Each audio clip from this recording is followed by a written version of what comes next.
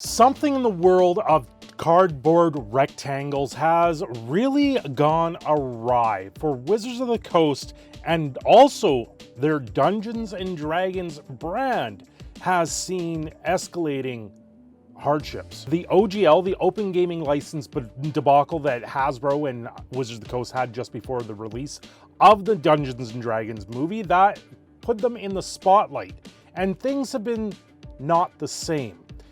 Magic the Gathering has been out there in the market, and Hasbro claims that they've sold over $1 billion worth of the brand.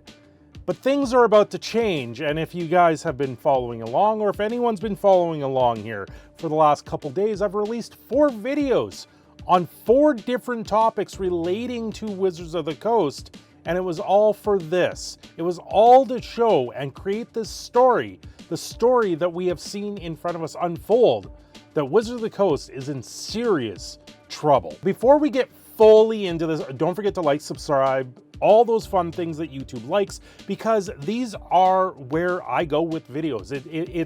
It's not that I can create one video, I can create multiple videos and try and keep you guys informed, keep everyone informed on topics that we see today. And being a Magic the Gathering fan and a player of Dungeons and Dragons, Wizards of the Coast has been one of those topics that I tend to go back to every once in a while. Also covering stuff in game development with Unity games and lately Unreal Engine, and there is more to come.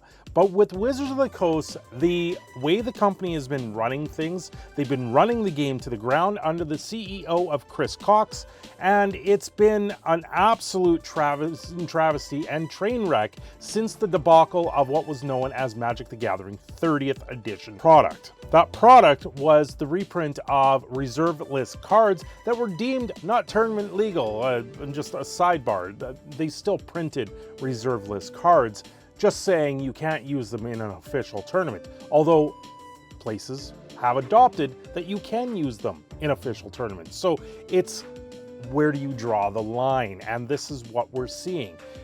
Toll and Toad is one of those companies that drew the line. They said no more with it. They were one of the biggest companies selling Magic singles, and they have fallen. That's the first domino that has fallen in this step. The second one is now Penguin Publishing, or Penguin Random House Publishing, have said no more Dungeons and Dragons books. That's the second domino in this case.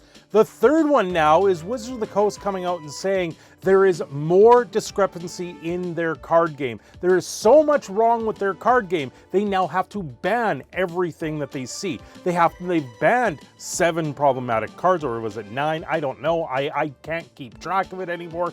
And they can't come down out of their ivory tower and see what the masses want with the game, and that is the biggest problem. Now they ban things like Shaman, Witch, and Druids. And then to fire it all up, we have the Judge Academy getting axed. They are completely gone. They are gutted from the inside. The Judge Academy is going to operate under their own volition at this point, but they're not going to be at the same powerful or same entity they once were. But these are all things that made up their brand. These are all things that were birthed from their brand, and like the Open Gaming License, Wizards of the Coast is trying to change the rules. They're trying to say, we're going to take everything back and you're going to like it and have nothing left over.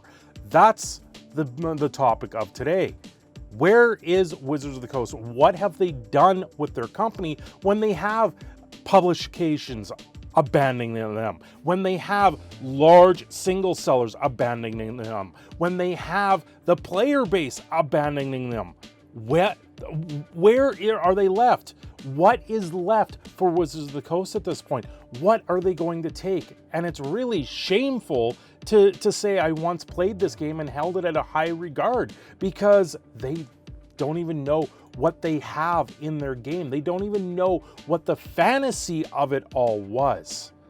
And this is why I've made this video today. It's an absolutely tragedy to see Wizards of the Coast fall and just take the leaps out of the top of the ivory tower and just think they're going to land on their feet.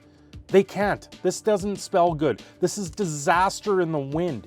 This is going to be massive layoffs at Wizards of the Coast. The people that work at this company should be ultimately worried at this point. And if you don't heed the warnings that I'm talking about here, you're going to see yourself at the end of a pink slip.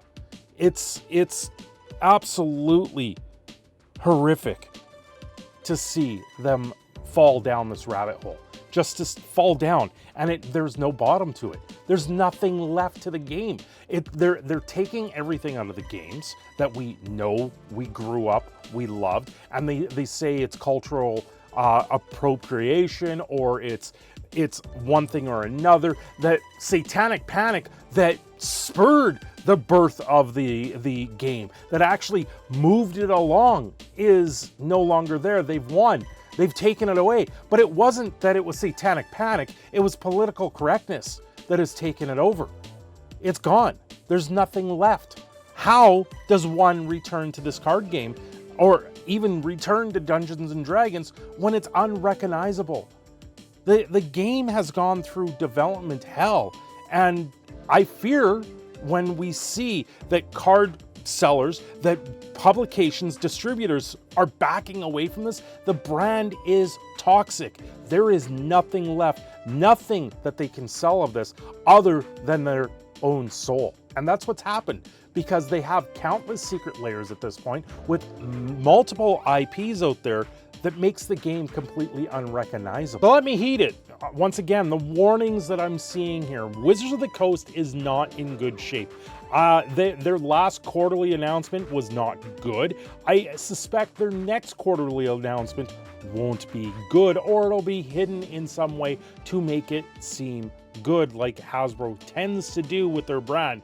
They partner it with something else just to boost the numbers, but I don't think they can make up the real world effect of these numbers. It's interesting to see where they're going with the game and how many people are abandoning ship. Everyone's fleeing, the animals have left the barn, there is nothing left to that farm, and every seed that they have sowed, it's sowing in a dirt that just won't grow. Welcome to the disaster that we know of Wizards of the Coast. I don't know if there'll be much more to talk about them very soon, because they gotta do something. They've gotta do something to right the ship, but the ship is so far underwater at this point, I think they can't see out of the top of their ivory tower.